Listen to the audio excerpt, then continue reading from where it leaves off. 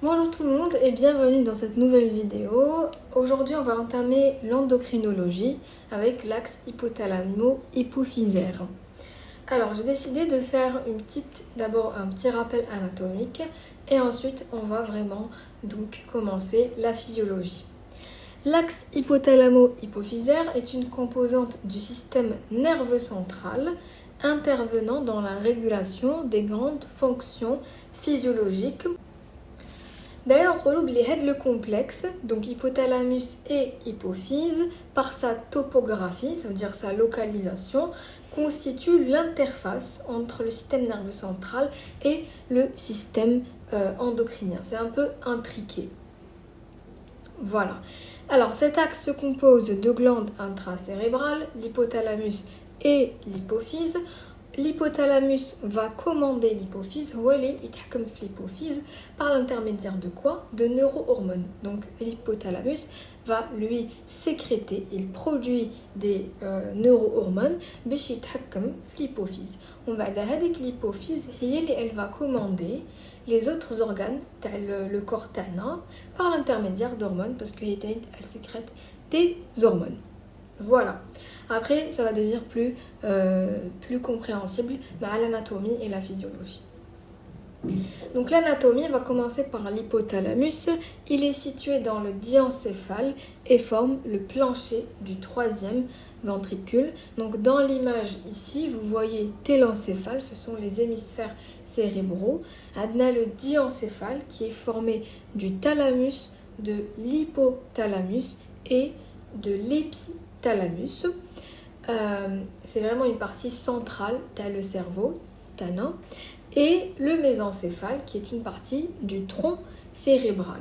Voilà, juste pour que vous ayez une idée de la localisation de l'hypothalamus. Et on disait, il forme le plancher de le troisième ventricule. Le troisième ventricule, ce n'est qu'une cavité centrale que vous allez trouver le cerveau, donc au centre du cerveau. Donc l'hypothalamus, il constitue le plancher. Qu'est ce qu'on appelle le toit, qu'est le plancher. Alors, il est formé de 7 noyaux qu'on ne va pas tous citer. C'est quoi un noyau? C'est en fait tout simplement un amas, pour le bicef, les corps cellulaires, les neurones, tout simplement. Certains de ces noyaux émettent des neurones hypothalamiques qui gagnent l'hypophyse et sécrètent des neuromédiateurs régulant les sécrétions hormonales hypophysaires. Donc, en gros, on a les noyaux au niveau de l'hypothalamus. Certains d'entre eux émettent des prolongements, donc des neurones tout simplement, qui vont aller vers l'hypophyse. Et les neurones sécrètent des neuromédiateurs qu'on va voir tout à l'heure. Ces neuromédiateurs régulent les sécrétions hormonales hypophysaires. Ça veut dire qu'ils تحكموا les sécrétions de l'hypophyse. Tout simplement parce que on a déjà l'hypothalamus يتحكم les sécrétions de l'hypophyse. Les neurones, alors justement, ces types, parce que je viens de citer des neurones, il y en a deux types. Il y a les neurones magnocellulaires, il y a les neurones parvocellulaires. Les neurones magnocellulaires, dont l'extrémité axonale se trouve dans la post-hypophyse, ce qu'on appelle la neurohypophyse. On va voir tout à l'heure que l'hypophyse fera deux parties.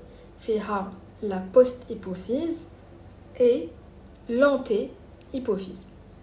Donc, les neurones magnocellulaires, les axones يروحوا vers la post-hypophyse. Ou les neurones parvocellulaires, les axones يروحوا vers l'anté-hypophyse. Voilà, vous gardez en tête qu'il y a deux types de neurones qui sont émis par l'hypothalamus.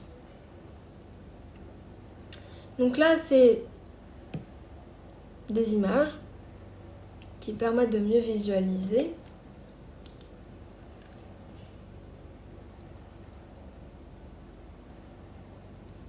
Donc ici, nous avons l'hypothalamus, et vous voyez ici que Cain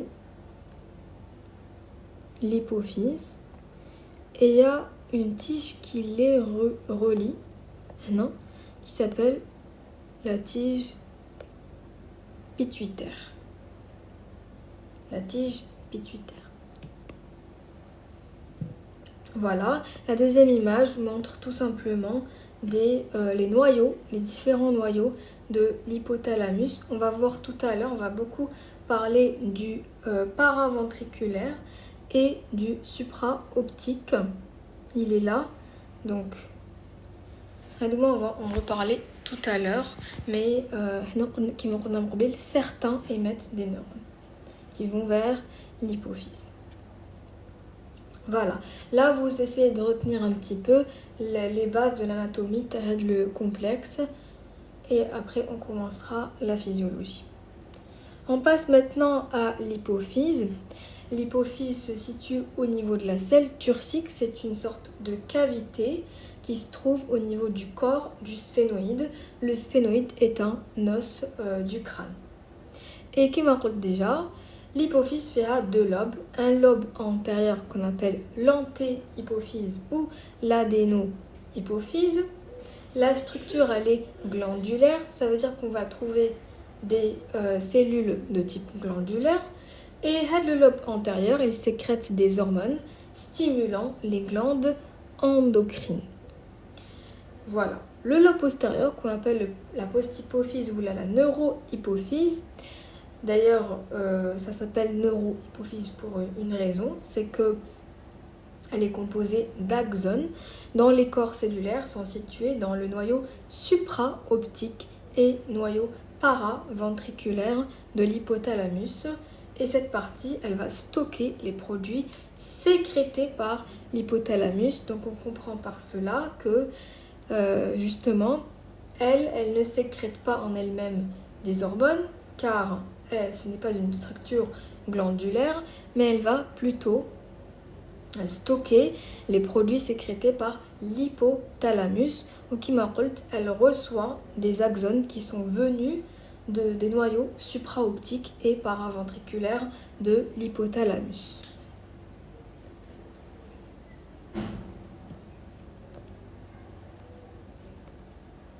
Toujours dans l'anatomie, on va voir rapidement ce que c'est que le système porte. Hypothalamo-hypophysaire, c'est le système de vaisseaux sanguins qui relie dans le cerveau l'hypothalamus et l'antéhypophyse en passant par la tige pituitaire. Je vais vous montrer une image ici. Donc, Haulik. Ce que vous voyez ici, l'ensemble de vaisseaux, ça s'appelle le système porte hypothalamo-hypophysaire. Les artères hypophysaires supérieures, qui sont issues de la carotide interne, donnent naissance à un premier réseau de capillaires situé dans l'éminence médiane et la partie supérieure de la tige pituitaire. Heilig, donc là, l'artère hypophysaire supérieure. Alors on va effacer ça. Donc voilà l'artère hypophysaire supérieure, Hadia, qui vient de la carotide interne. Elle va donner un réseau capillaire primaire. Vous le voyez ici. Alors, ces capillaires sont drainés par les veines portes hypophysaires qui serpentent le long de la tige pituitaire et donnent un deuxième réseau de capillaires situé dans l'adénohypophyse. De ce dernier naissent les veines qui se jettent finalement dans la veine jugulaire interne. Alors voilà, nous avons ici la veine porte, Naya, et qui va donner un deuxième réseau capillaire secondaire. Là, c'est encore plus clair. Donc nous avons ici l'artère hypophysaire supérieure qui va donner un premier réseau ici. On va donner la veine porte hypothalamo-hypophysaire qui va donner un deuxième réseau de capillaires. Et par la suite, les hormones seront propager dans la circulation sanguine. On avait dit que les veines qui naissent vont se jeter dans la veine jugulaire interne. Quant aux artères hypophysaires inférieures, qui sont issues de la carotide interne également, donnent naissance à un réseau capillaire situé dans le lobe postérieur. De ces capillaires naissent des veines qui se jettent finalement dans la veine jugulaire interne. Maintenant, en général, on cite surtout celui-là qui va vers, ici, l'antéhypophyse. Donc, le système porte hypothalamo-hypophysaire constitue un organe de contrôle hypothalamique sur les fonctions glandulaires. Transmission.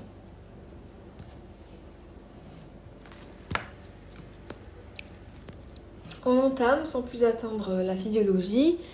Donc on va d'emblée ce que vous devez retenir pour l'instant. Déjà j'aime beaucoup cette image parce qu'elle est très explicite. Nous voyons ici deux noyaux que j'ai déjà cités. D'accord ? Les noyaux c'est un ensemble de corps cellulaires ici. Donc qui viennent de l'hypothalamus. Et on voit bien ici des axones qui vont vers la neurohypophyse. Voilà, donc le lobe postérieur de l'hypophyse qui traverse comme ça la tige pituitaire. D'ailleurs, les axones sont appelés ici, on voit, faisceaux hypothalamo-hypophysaires. Voilà. Et nous voyons aussi donc l'autre partie de l'hypophyse qui communique avec le thalamus par ce qu'on avait appelé tout à l'heure le système porte hypothalamo-hypophysaire. Donc, Kimarot, on va d'emblée opposer l'adénohypophyse et hypothalamus dans les connexions vasculaires. Donc, je viens de le dire par l'intermédiaire du système porte. Et la neurohypophyse et hypothalamus dans les connexions sont nerveuses puisque ce sont des axones qui relient les deux organes. Donc je répète, on va d'emblée opposer. Quelle est la relation adénohypophyse et hypothalamus qui est vasculaire, je rappelle, l'adénohypophyse, et la neurohypophyse et hypothalamus dont les connexions sont plutôt nerveuses, puisque ce sont des axones. Déjà, si ça c'est clair, c'est déjà ça. On commence par la relation neurohypophyse et hypothalamus. Les neurones magnocellulaires, dont l'extrémité axonale se trouve dans la posthypophyse, sécrètent deux hormones, l'ocytocine et l'arginine vasopressine. Ce qu'on appelle aussi l'ADH, qu'on avait déjà vu en physiologie rénale. Ces dernières migrent le long des axones jusqu'à la posthypophyse où elles sont stockées avant d'être libérées dans la circulation générale, pouvant ainsi entraîner directement la réponse des tissus cibles. Donc, qui marque morbil, j'avais dit tout à l'heure, je reviens. L'hypothalamus a deux neurones, deux types. Magnocellulaire, dont l'extrémité axonale se trouve dans la posthypophyse, ou ce qui va nous intéresser pour l'instant. L'autres vont aller vers l'antéhypophyse. Donc moi, ce qui m'intéresse pour l'instant, puisque je parle de la neurohypophyse et l'hypothalamus, c'est les neurones magnocellulaires. Ces neurones sécrètent l'ocytocine, mais ils ne produisent l'ocytocine et l'ADH. Maintenant, les deux hormones migrent le long des axones jusqu'à dans la posthypophyse où ils sont stockés. Et si besoin, seront libérés dans la circulation générale et vont agir sur leur tissu cible. Bon, c'est mon mauvais dessin, t'as l'axe hypothalamo-hypophysaire, c'est pas grave. Donc on va supposer que هذا c'est le paraventriculaire, ou هذا c'est le supra-optique. Le paraventriculaire va lui sécréter l'ocytocine. وبعد كما قلنا l'ocytocine va migrer هنا تروح la post-hypophyse. وقتاش elle sera sécrétée. Sa sécrétion est stimulée par birthing process, يعني l'accouchement, et l'allaitement. Ce sont ces deux stimulateurs. Et pour le supraoptique, le noyau supraoptique, lui, il va sécréter la vasopressine, qui est stockée dans des vésicules. Ce qui va stimuler la sécrétion de la vasopressine, ça on l'a vu aussi en physiologie rénale, c'est l'hypovolémie, l'hypotension, et lorsque l'osmolarité plasmatique est élevée. Alors que ce qui va au contraire inhiber la sécrétion de la vasopressine, c'est lorsque la pression artérielle est trop élevée ou alors l'osmolarité plasmatique elle est basse. À deux moments, ce qui va stimuler et parce que c'est bien sûr régulé. On verra tout à l'heure à la fin du cours, mais tout ça est régulé. Voilà. Donc, si besoin, lorsque la sécrétion est stimulée, les hormones vont être sécrétées dans la circulation sanguine parce que le principe même d'une hormone, c'est d'être justement de passer dans la circulation sanguine pour agir sur un organe cible. Donc ça, c'était tout simplement la relation neuro-hypophyse et hypothalamus, rien de plus simple. La deuxième relation, il va y avoir plus de choses à retenir. L'adéno-hypophyse et l'hypothalamus. Les neurohormones hypophysiotropes sont représentées par, donc toujours, c'est des neurones qui vont sécréter des neurohormones pour réguler les sécrétions de l'hypophyse. Alors, les neurohormones, c'est des hormones, c'est des substances qui sont sécrétées par l'hypothalamus, qui a une CRH, GNRH, TRH, GHRH, tout ce qui concerne la croissance, somatostatine et enfin la PIH, la prolactin inhibiting hormone. On va voir tout à l'heure le rôle TAHA. Donc ici, on va expliquer les sécrétions donc de l'hypothalamus par les noyaux et leur action sur l'antéhypophyse que j'ai représenté ici. À demain, ce sont en différentes couleurs les différentes cellules qu'on peut retrouver dans l'antéhypophyse. Chacune va avoir le rôle de sécréter une hormone. Maintenant, on va considérer trois noyaux du thalamus, de l'hypothalamus, pardon. Donc ici, le paraventriculaire, le préoptique et le noyau arqué.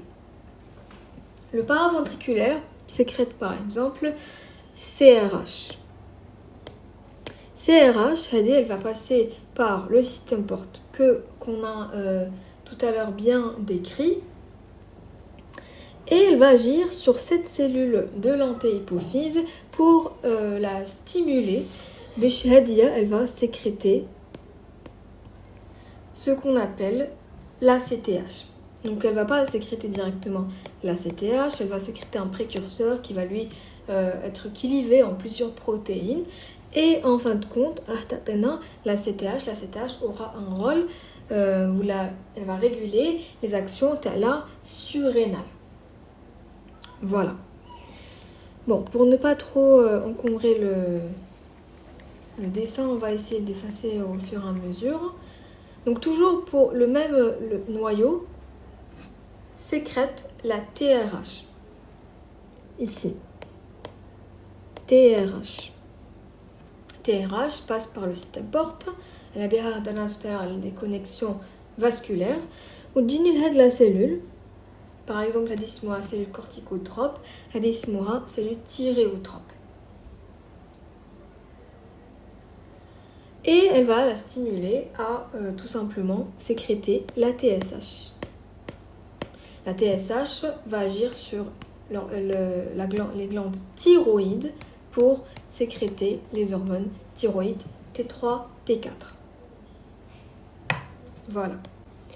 Le noyau arqué, lui, sécrète ce qu'on a tout à l'heure appelé GHRH, tout ce qui va concerner la croissance. GHRH, جزء من système porte, le troisième type de cellule, donc la cellule somatotrope, et va la stimuler à sécréter la GH, Growth Hormone, qui va agir sur un bon nombre de tissus et d'organes. Le noyau arqué sécrète aussi une hormone qu'on appelle PIH, Prolactin Inhibitor Hormone. D'accord ? Et c'est une hormone qui inhibe, contrairement aux autres hormones dont on a parlé. Donc elle va traverser le système porte ou de la cellule qu'on va appeler lactotrope, cellule lactotrope. Mais son rôle ici est de diminuer ou inhiber la production de la prolactine. Je rappelle que cette hormone PIH est aussi appelée dopamine. Donc la dopamine, le rôle c'est d'inhiber la production donc, de prolactine. Voilà. Au contraire, lorsque le taux de dopamine est abaissé, voilà, ici la production de la prolactine, elle va être stimulée. Le noyau préoptique, lui, sécrète la GnRH, qui va toujours aller à travers le système, le porte, vers une cellule qu'on va appeler gonadotrope. Et donc, la GnRH, elle va stimuler cette cellule pour produire ce qu'on appelle FSH, qui, vous le devinez, auront une action sur les gonades, tout simplement. Donc, comme je l'ai déjà dit, les hormones antéhypophysaires sont représentées, donc bien sûr produites par l'antéhypophyse. Ici, les cellules somatotropes qui vont sécréter l'hormone de croissance qui va agir sur l'os, le muscle, le tissu adipeux et le foie. Les cellules thyréotropes sécrètent la TSH qui agit sur la thyroïde. Les cellules gonadotropes vont sécréter la FSH et la LH qui vont agir sur les ovaires et les testicules, donc les gonades. Les cellules lactotropes sécrètent la prolactine qui va agir sur le tissu mammaire. Et les cellules corticotropes, en premier, sécrètent la CTH qui agit sur la cortico-surrénale, surtout sur la sécrétion de cortisol. Alors, dernière partie du cours, la régulation de l'axe hypothalamo-hypophysaire. Parce que c'est bien beau de sécréter des hormones, mais il faut réguler la sécrétion. On ne veut pas trop d'hormones, on ne veut pas trop peu d'hormones. Voilà, donc nous avons ici, je sais pas que je vous présente un petit peu la planche, que j'ai prise de votre cours officiel. Je m'appuie sur votre cours officiel pour ne pas m'éloigner. Après, il y a des schémas diplôme internet, etc. pour rendre le cours plus clair. Donc nous avons ici l'hypothalamus. Donc l'hypothalamus ou shqulna, il va produire l'ocytocine et l'hormone arginine vasopressine. هنايا يروح يبعثها la post-hypophyse. L'argine vasopressine va agir sur le rein, on l'avait vu dans la physiologie rénale, l'ADH, et l'ocytocine va agir sur l'utérus et le sein. Bien sûr, les flèches vertes représentent tout ce qui est stimulation et les flèches rouges représentent tout ce qui est inhibition. Donc il faut comment ça va inhiber. L'hypothalamus, la relation Tao hypothalamus à anté-hypophyse peut sécréter des hormones inhibitrices, inhibiting hormones, ou la releasing hormones, c'est-à-dire stimulatrices. La majorité, d'ailleurs, sont stimulatrices. L'anté-hypophyse, elle va donc produire ses propres hormones et ces hormones vont agir sur les glandes endocrines. Les glandes endocrines elles-mêmes produisent des hormones. On peut prendre plein d'exemples et ces hormones vont agir sur des organes cibles. Par exemple, l'exemple de la CRH. CRH produite par l'hypothalamus, l'anté-hypophyse stimule les cellules corticotropes pour la production d'ACTH. ACTH va agir sur la corticosteroïde surrénale pour la stimuler à sécréter le cortisol. Le cortisol va agir sur un organe cible. Par exemple, le cortisol, il stimule la néoglucogénèse, par exemple. Donc, on sait que c'est un hyperglycémiant. D'accord. Dans le cas, l'hypothalamus va recevoir des messages. D'accord. Des messages des hormones produites par l'anté-hypophyse et des messages qui viennent des hormones produites par les glandes endocrines. Les messages sont des rétrocontrôles. D'accord. C'est des rétrocontrôles négatifs. Maintenant, inhibiteurs. C'est-à-dire que, ici, toujours on reste dans l'axe corticotrope. Ici, la CTH, elle est bien produite. Elle va dire à l'hypothalamus, c'est bon, c'est suffisant, mais zidlich, c'est RH.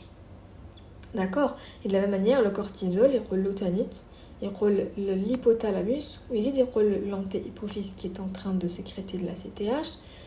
Le cortisol va leur dire, c'est bon, c'est suffisant, mais ça marche plus. D'accord. Tout ça, c'est dans le but de réguler et on peut appliquer ça à tous les autres axes. D'accord. Que ça soit à la croissance, que ça soit à les gonades, que ça soit à la thyroïde. Donc tous les autres axes, on va avoir des hormones qui vont exercer un rétrocontrôle négatif à l'anté-hypophyse et l'hypothalamus pour limiter la production. Qui me caïne des rétrocontrôles négatifs, caïne des rétrocontrôles positifs dans le cas où il y a une sécrétion insuffisante. Donc voilà pour la stimulation et inhibition, donc la régulation de l'axe hypothalamo-hypophysaire. Donc de cette manière, on aura terminé l'axe hypothalamo-hypophysaire. C'était très simple. Si vous avez des questions, n'hésitez pas à les mettre en commentaire. On se retrouvera inchallah dans la prochaine vidéo qui traitera toujours de la physiologie de l'appareil endocrinien.